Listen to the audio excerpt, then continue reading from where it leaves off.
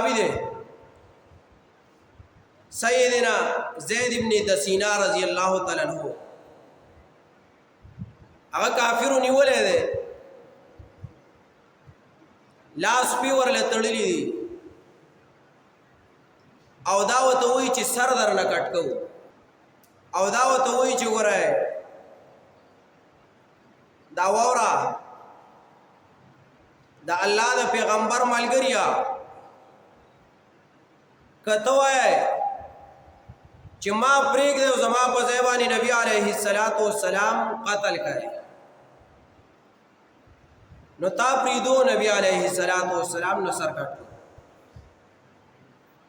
دا کافر ہوتا ہوئی چی تا پریک دو او دا نبی علیہ السلام ستا پا زیبانی اغمرد کستا دا خوخی تا بپریدو لیکن دے کافر تا مخ کے ابو سفیان ویلیو چی گو رہے کافر دا خبر واو رہے چی دا کم خلق تاسو زوروائے و شہیدان کھوائے وجنائے او دا اللہ دا پیغمبر صحابہ دی دا ملگری دی گو رہے دا واو رہے چی دوی خپل مرگ تا تیار دی لیکن دا نبی علیہ السلام داغه یو اوف ته تیار ندی داغه یو زهم ته تیار ندی زید ابن دسینہ رضی اللہ تعالی عنہ ته وی دا خو زمانہ سر کټ کولی دا زمانہ په چاړاو په تور باندې سر کټ کولی دا ډیره وړه خبره ده کتا سره ولګای او زمانہ یو ټوکړه د غوخي په چړکای باندې کټ کوای او وجنه مینا یو طرف ته زما سره دا کار شروع کړي چې د خپل شروع شای او بر د سره پوري زمانه دا غوخي یو ټوکړه کټ کوي او سارا نه نو باسه او الله مینه وجني او بل طرف ته نبی علیہ السلام په خپل کور کې ناشته او داغه په کې ازغی قدر ماتیږي نو دا خپل د غوخي یو ټوکړه د وجود نه کټ کول برداشت کولای شم لیکن د نبی علیہ السلام په کې ازغی ماتې دل نشم برداشت کولای دا بولا وړه خبره ده چې تاسو زمانه سر کټ کوای سم د ټکه می وجنه او بل طرف ته نبی علیہ السلام شهید کوای دا ډیره وړه خبره ده کدا شکار را سره وکای چې ټوکړې د غوخي رانه کټ کای او بل طرف ته نبی علیہ السلام په خپل کور کې ناشته د چا د لاس نه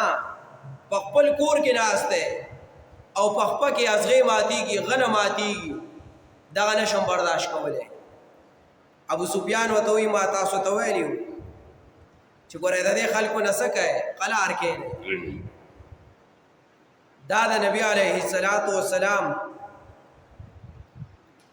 سرمین او د صحابو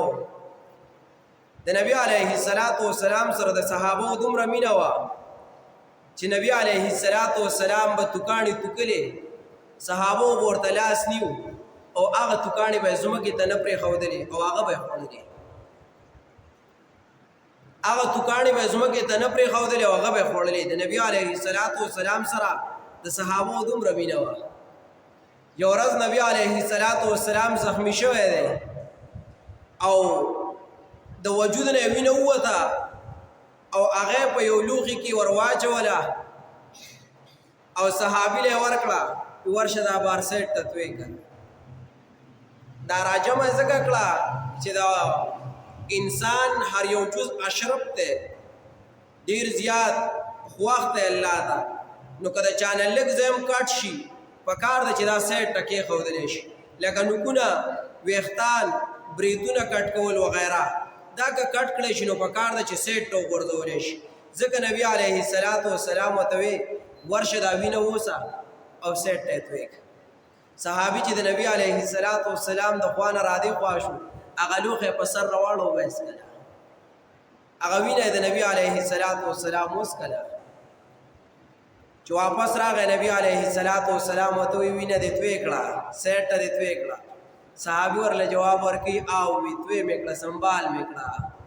وی څنګه دې سنبال کړه وی داسې مې سنبال کړه چې د قیامت تر ورځې پورې به پې لاړو څوک پکې نه دي د قیامت تر ورځې به پورې اړو څوک واړه بولونه کې لاړو څوک پورته لاړې تونه کې وی داسې مې سنبال کړه وی دا سوای وی څنګه دې سنبال کړه وی د الله رسول ومسکله د الله رسوله ومسکله نبی علیه السلام ته جواب کې وای خاندل او جواب کې وته وای د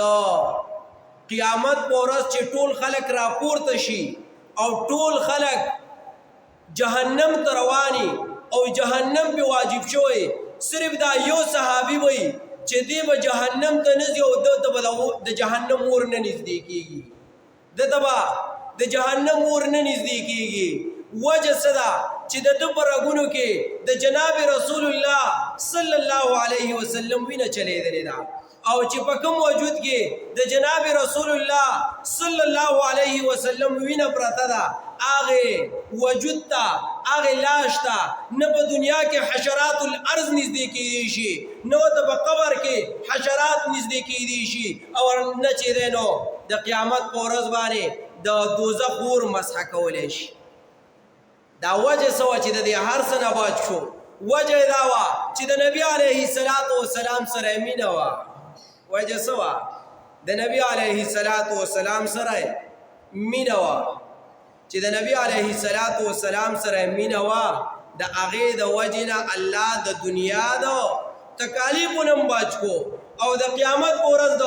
جهنم د اور د مسح نه یې وساتو صحابه هم عاصم چې دی نو دوزخ ته نه ځي عاصم جهنم ته نه ځي ځکه الله تبارک وتعالی وایي الله د دوی نه راضي دی دوی د الله نه راضي دي دوی جهنم ته نه ځي دوی جهنم ته نه ځي لیکن بیا هم د الله د دین سره دومره مینه وه د الله د رسول سره چې څه یې وکړو هغه وینه یې وڅکله او ځمکې ته یې پرېنښوده کم از کم د الله د رسول سره دومره مینه پکار ده چې د الله د رسول سره دومره مینه وشي چې کم از کم په دنیا کې که مونږه د عذاب نه بچ نشو او په دنیا کې د تکالیفو نه بچ نشو پکار ده چې د جهنم د اور نه بچو